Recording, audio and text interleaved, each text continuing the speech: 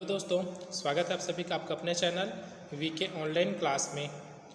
तो आज की इस वीडियो में हम लोग बात करने वाले हैं दोस्तों गणित शिक्षण के कुछ महत्वपूर्ण प्रश्नों के ऊपर, जो कि आगामी सभी एग्जाम के लिए, चाहे वो शिक्षक भर्ती हो, सीजी टेट हो, सी टेट हो, यूपी टेट हो, किसी भी प्रकार के टेट के लिए अत्यंत उपयोगी है। तो दोस्तों, इसी क्रम में अगर आप लोगों ने हमारा पिछला वीडियो नहीं देखा है, जो सभी प्रैक्टिस सेट के रूप में है, तो हमारे इस वीडियो के डिस्क्रिप्शन बॉक्स में आप लोग वहाँ लिंक दिया गया है, वहाँ से जाकर देख सकते हैं। तो दोस्तों, वीडियो को स्टार्ट करते हैं और देखते हैं आज का हमारा प्रश्न। पहला प्रश्न है, निम्न में से कौन सा गुण शिक्षक में नहीं होना चाहिए। ठीक है दोस्तों, क्वेश्चन में क्या दिया है, कौन सा गुण है जो शिक्षक में नहीं होना चाहिए। ऑप्शन ये दिया है गणित की विषय वस्तु का उपयुक्त ज्ञान। तो ये तो दोस्तों अनिवार्य है, अगर आप लोग गणित के शिक्षक है तो ये क्वालिटी आपके में होना चाहिए। अगला है दोस्तों अभ्यास कार्य को अधिक महत्व देना। तो गणित के टीचर है दोस्तों, तो आपको अभ्यास कार्य को अधिक महत्व देना ही होगा। अगला है दोस्तों पक्षपात रहित व्यवहार। तो ये भी टीचर के गुण है दोस्तों। तो अंत में दिया है ऑप्शन डी करके, वार्षिक योजना तैयार नहीं करना। तो ये दोस्तों क्या है, तो शिक्षक के गुण में नहीं है। ठीक है, तो इसका आंसर हो जाएगा ऑप्शन डी, अर्थात वार्षिक योजना तैयार नहीं करना। अगला प्रश्न देखते हैं। प्रश्न है, गणित शिक्षण में अभ्यास कार्य का निम्न में से क्या महत्व नहीं है। ठीक है, तो इसका जो आंसर देखते हैं, तो इसका जो आंसर है वो हो जाएगा ऑप्शन डी, व्यावसायिक कुशलता प्राप्त करने हेतु। क्वेश्चन को अच्छे से पढ़िएगा दोस्तों, उसमें हाँ दिया है कि नहीं दिया है। क्या करते हैं जल्दीबाजी में उसी के हम लोग ध्यान नहीं दे पाते, जिससे हमारा आंसर गलत हो जाता है। अगला प्रश्न देखते हैं। प्रश्न है दोस्तों, गणित शिक्षण की मुख्य विधि है तो कौन सी है दोस्तों। ऑप्शन ए दिया है व्याख्यान विधि, ऑप्शन बी प्रदर्शन विधि, ऑप्शन सी आगमन निगमन विधि और ऑप्शन डी ये सभी। तो इसका जो आंसर हो जाएगा दोस्तों वो हो जाएगा ऑप्शन डी, अर्थात ये सभी। तो गणित शिक्षण की जो मुख्य विधि है, तो बहुत सारे मुख्य विधि हैं दोस्तों, जिसमें व्याख्यान विधि भी आता है, प्रदर्शन विधि भी आता है और आगमन निगमन विधि भी इसमें आता है। अगला प्रश्न है, रेखा गणित का संबंध किससे है। ऑप्शन ए दिया है संख्याओं से, ऑप्शन बी अंकों से, ऑप्शन सी प्रतीक चिन्हों से और ऑप्शन डी है प्रसार व विस्तार से। तो यहाँ इसका जो आंसर है दोस्तों वो हो जाएगा ऑप्शन डी, प्रसार व विस्तार से। अगला प्रश्न है, तर्क प्रधान विधि है। ऑप्शन ए खोज विधि, ऑप्शन बी आगमन विधि, ऑप्शन सी व्याख्यान विधि और ऑप्शन डी विश्लेषण विधि। तो इसका जो आंसर है दोस्तों वो हो जाएगा ऑप्शन डी, अर्थात विश्लेषण विधि। तो ये क्या है दोस्तों, जो विश्लेषण विधि है वो एक तर्क प्रधान विधि है। अगला प्रश्न है, विद्यार्थी गणित की संकल्पनाओं और सिद्धांतों के अर्थ को समझता है। यह अधिगम के किस उद्देश्य की प्राप्ति है। तो किस उद्देश्य की प्राप्ति है दोस्तों, तो यहाँ ऑप्शन डी हमारा सही हो जाएगा, अर्थात अवबोधन। अगला प्रश्न है दोस्तों, समस्या समाधान एक ऐसी प्रक्रिया है जिसकी ओर सीखने संबंधी सभी क्रियाएं अग्रसर होती है तथा दी गई समस्या का समाधान करती है। उक्त परिभाषा दी है, तो एक हमारे पास कोई स्टेटमेंट है दोस्तों, कोई डेफिनेशन के रूप में दिया है, तो बताना है कि यह जो कथन है वह किनका कथन है, किन्होंने यह कथन को दिया है। तो इसका जो आंसर है दोस्तों वो है ऑप्शन सी, अर्थात योकम और सिम्पसन ने।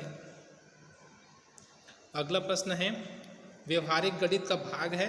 तो व्यवहारिक गणित का भाग कौन है दोस्तों, देखते हैं। ऑप्शन ए में दिया है संख्याओं का हिसाब लगाना, ऑप्शन बी है जोड़ व बाकी करना, ऑप्शन सी है समीकरणों को हल करना और ऑप्शन डी है बैंकों की कार्य प्रणाली की जांच करना। तो इसका जो आंसर है दोस्तों वो हो जाएगा ऑप्शन डी। तो व्यवहारिक गणित का भाग क्या है, बैंकों की कार्य प्रणाली की जांच करना। अगला प्रश्न है दोस्तों, आगमन विधि का आधार है। तो आगमन विधि का आधार क्या है दोस्तों। ऑप्शन ए दिया है तर्क, ऑप्शन बी निर्णय, ऑप्शन सी उदाहरण और ऑप्शन डी लक्ष्य। तो इसका आंसर आप कमेंट बॉक्स में कमेंट करके बताना है दोस्तों कि आगमन विधि का आधार क्या है।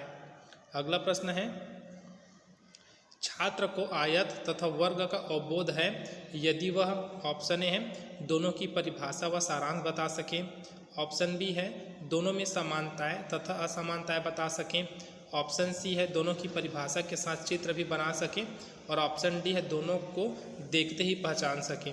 तो यहाँ जो इसका आंसर हो जाएगा दोस्तों वो हो जाएगा ऑप्शन बी, अर्थात दोनों में समानताएं तथा असमानताएं बता सकें। अगला प्रश्न है, गणित शिक्षण में अभ्यास कार्य देते समय ध्यान रखना चाहिए। तो किस चीज़ का ध्यान रखना चाहिए दोस्तों? ऑप्शन ए दिया है अभ्यास कार्य का उद्देश्य स्पष्ट होना चाहिए। ऑप्शन बी है अभ्यास कार्य की गति उपयुक्त होनी चाहिए। ऑप्शन सी है पुनरावृत्ति उचित कालांतर में होनी चाहिए। और ऑप्शन डी है उपरोक्त सभी। तो इसका जो आंसर है दोस्तों वो हो जाएगा ऑप्शन डी, अर्थात ए बी सी तीनों यहाँ हो जाएगा। अगला प्रश्न है दोस्तों, वह विधि जो देखो, सुनो और समझो सिद्धांत पर आधारित है तो क्या कहलाती है? तो इसका जो आंसर है वो है ऑप्शन ए, प्रदर्शन विधि। अगला प्रश्न है दोस्तों, शिक्षण प्रक्रिया का आखिरी चरण है तो क्या है दोस्तों? शिक्षण प्रक्रिया का जो आखिरी चरण है वो हो जाएगा आपका ऑप्शन ए, अर्थात मूल्यांकन। अगला प्रश्न देखते हैं। प्रश्न है दोस्तों, गणित शिक्षण में शिक्षक को निम्नलिखित बात पर ध्यान नहीं देना चाहिए तो किस बात पर ध्यान नहीं देना चाहिए? ऑप्शन ए दिए हैं व्यवहारिक जीवन से विषय का संबंध हो। ऑप्शन बी है मानसिक शक्तियों का विकास हो। ऑप्शन सी है जाति प्रतिष्ठा का उपाय हो। और ऑप्शन डी है आनंद की प्राप्ति न हो। तो इसका जो आंसर है दोस्तों वो हो जाएगा ऑप्शन डी, आनंद की प्राप्ति न हो। अगला प्रश्न है दोस्तों, अंक गणित शिक्षण का महत्व है तो इसका जो आंसर हो जाएगा दोस्तों वो हो जाएगा ऑप्शन डी, अर्थात ये सभी। तो क्या है दोस्तों? घरेलू कार्य हेतु, मजदूरी एवं व्यवसाय हेतु, व्यवहारिक उपयोग हेतु। ठीक है, तो तीनों इसका जो है दोस्तों सही है। तो इस प्रकार ऑप्शन डी हमारा सही हो जाएगा। अगला प्रश्न है, दौड़ का मैदान से अभिप्राय है, बताना है दोस्तों दौड़ के मैदान से क्या अभिप्राय है? ऑप्शन ए शिक्षाक्रम, ऑप्शन बी पाठ्यक्रम, ऑप्शन सी शिक्षा एवं पाठ्यक्रम और ऑप्शन डी इनमें से कोई नहीं। तो इसका जो आंसर है दोस्तों वो हो जाएगा ऑप्शन ए, शिक्षाक्रम। तो दौड़ का मैदान से क्या अभिप्राय है दोस्तों? तो शिक्षाक्रम।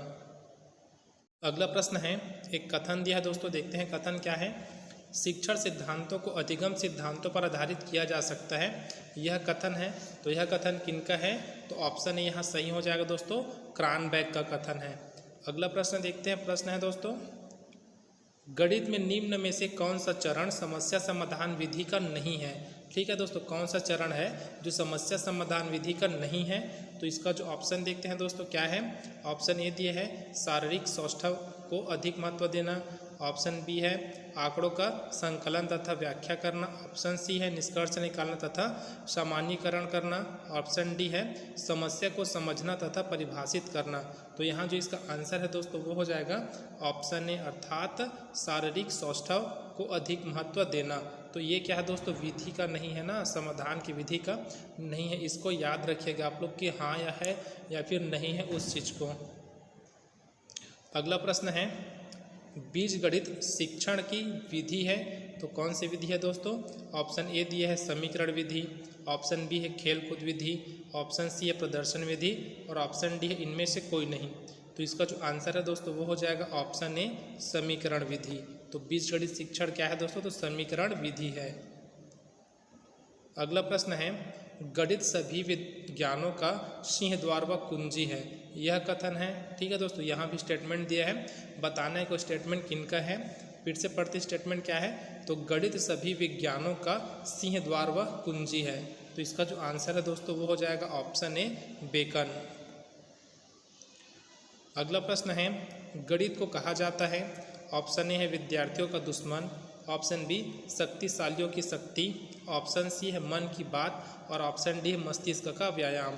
तो इसका जो आंसर हो जाएगा दोस्तों वो हो जाएगा ऑप्शन डी, अर्थात मस्तिष्क का व्यायाम कहा जाता है। अगला प्रश्न है, छात्र को विभिन्न रेखा गणितीय आकृतियाँ देखकर उनमें से त्रिभुजाकार आकृतियाँ अलग से करवाई गई है, इसका उद्देश्य होता है। तो इसका उद्देश्य क्या होता है दोस्तों? तो इसका जो आंसर है दोस्तों वो हो जाएगा ऑप्शन बी, अवबोधात्मक। ठीक है दोस्तों, क्या हो जाएगा? अवबोधात्मक हो जाएगा। अगला प्रश्न है, गणित के नियम व निष्कर्ष होते हैं। ऑप्शन ए वस्तुनिष्ठ, ऑप्शन बी सार्वभौमिक, ऑप्शन सी वस्तुनिष्ठ व सार्वभौमिक दोनों ही और ऑप्शन डी इनमें से कोई नहीं। तो इसका जो आंसर है दोस्तों वो हो जाएगा ऑप्शन सी, वस्तुनिष्ठ व सार्वभौमिक दोनों ही।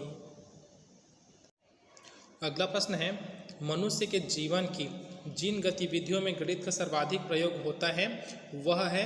तो इसका जो आंसर हो जाएगा दोस्तों वो हो जाएगा ऑप्शन डी, अर्थात आर्थिक।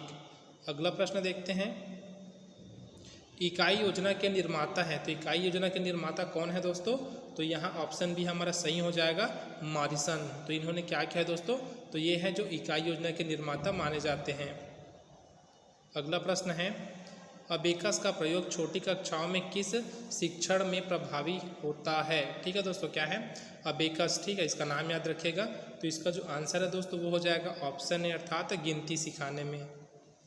अगला प्रश्न है, प्रोजेक्ट यथार्थ जीवन का ही एक भाग है जो विद्यालय में प्रदान किया जाता है। उक्त कथन है, तो एक स्टेटमेंट दिया है दोस्तों, बताना है वो स्टेटमेंट किनका है। तो इसका जो आंसर हो जाएगा दोस्तों वो है ऑप्शन सी, बेलार्ड का। अगला प्रश्न है दोस्तों, आगमन विधि का प्रमुख दोष है। ऑप्शन ए दिया है, ज्ञानार्जन बहुत धीमी गति से होता है। ऑप्शन बी है, ज्ञान अस्थायी व अल्पकालीन होता है। ऑप्शन सी है, विषय निरस्त हो जाता है। और ऑप्शन डी है, उपरोक्त में से कोई नहीं।